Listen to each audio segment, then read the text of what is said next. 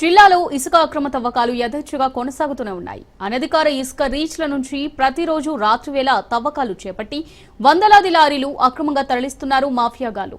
రాజకీయ ఒత్తిళ్లకు లోబడి కొంతమంది, అధికార పార్టీ నాయకుల కనుసన్నల్లో మరికొంతమంది ఇసుక అక్రమ రవాణా చేస్తున్నారు. ప్రభుత్వ అనుమతులు లేని రీచ్ల వద్ద పగలు వాహనాలు ఏవీ కనబడవు. కానీ రాత్రి 9:30 నుంచి ఉదయం 3 గంటల వరకు ఇసుక తవ్వకాలు చేపట్టి లోడింగ్ చేసి రవాణా చేస్తున్నారు.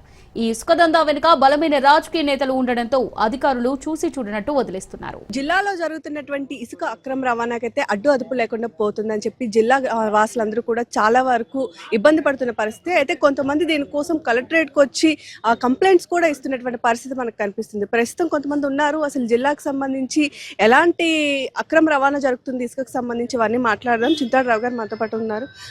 రావు గారు, మనం చూసుకున్నట్లయితే జిల్లా మొత్తం చూసుకుంటే ప్రభుత్వం అధికారికంగా కాకుండా అనధికారికంగా కూడా ఇసుక రీచ్లను చాలా మంది రన్ చేస్తున్నారు. అంతేకాకుండా అసలు ఎలాంటి సమస్యలు ఉన్నాయంటారు ఇసుక రీచ్లకు సంబంధించి? మొట్టమొదటిగా ఏంటంటే శ్రీకాకుళం జిల్లాలోన అసలు నామినేటెడ్ బేస్లో రీచ్లు ఇవ్వడం ఏంటండి? రాష్ట్రం మొత్తం మీద కూడా టెండర్లు వేసి ఎవరైతే లోయెస్ట్ బేస్ దానికి ఒక బేస్ ప్రైస్ పెట్టారు 110 రూపాయలు అని చెప్పేసి, దానికన్నా తక్కువకి ఎవరైతే కోట్ చేస్తే వాళ్ళకి టెండర్ అనేది కన్ఫర్మ్ చేసి చేశారనమాట.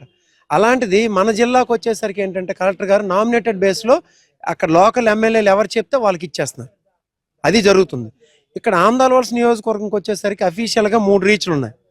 ఒకటి పురుషోత్పురం 1, పురుషోత్పురం 2, అలాగే ముద్దాడిపేట రీచ్లు. ఈ రీచ్ల్లో ఏం జరగాలి? యాక్చువల్గా సీసీ కెమెరా పర్యవేక్షణలో జరగాలి ఫస్ట్ది. రెండోది ఏంటంటే ఒక విఆర్ఓ ఉండాలి, 2 సచివాలయం ఎంప్లాయీస్ ఉండాలి, ఒక పోలీస్ డిపార్ట్మెంట్ ఉన్న వ్యక్తి ఉండాలి. ఈ నలుగురు కూడా మార్నింగ్ 9 నుండి సాయంత్రం 6 వరకు మాత్రమే ఇసుక రీచ్ని నడిపించి వాళ్ళు ప్రతి ఒక్క వెహికల్ నెంబర్ను కూడా అందులో నోట్ చేసుకొని విఆర్ఓ లాగ్ రిజిస్టర్లో నోట్ చేసుకోవాలి. నోట్ చేసుకున్న తర్వాత దాని జిఎస్టీ వాళ్ళు పంపిస్తారు. కానీ అదేం జరగట్లేదు ఇక్కడ. ఇంకోటి ఏంటంటే అసలు నదిలోకి వెహికల్స్ అనేవి దించకూడదండి, మెషినరీ అనేది. కానీ ఇక్కడ ఏం చేస్తున్నారు, మా నియోజకవర్గంలో వచ్చేసరికి ప్రతి రీచ్లో కూడా మెషిన్ అనేది దించేస్తున్నారు అక్కడ. ఇప్పుడు వెళ్ళి చూస్తే ఆమదాలవలస నియోజకవర్గంలో పురుషోత్పురంలో కానీ ముద్దాడిపేటలో కానీ ఒక 3-4 ప్రొక్లైనర్లు జేసీబీలు ఉంటాయన్నమాట.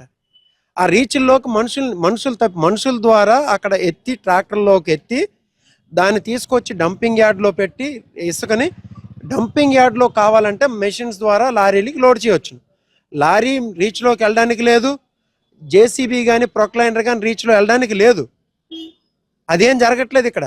అలాగే సాయంత్రం 6 తర్వాత అసలు రీచ్ అనేది క్లోజ్ అయి ఉండాలి. అదేం లేకుండా రాత్రి 12 అవని 1 గంట అవని మెషిన్స్తో అసలు అక్కడ ఉన్న బ్రోకర్లకి ఏం పని అండి? అక్కడ అధికారులు అక్కడ ఉండి నడిపిస్తారు. ఒక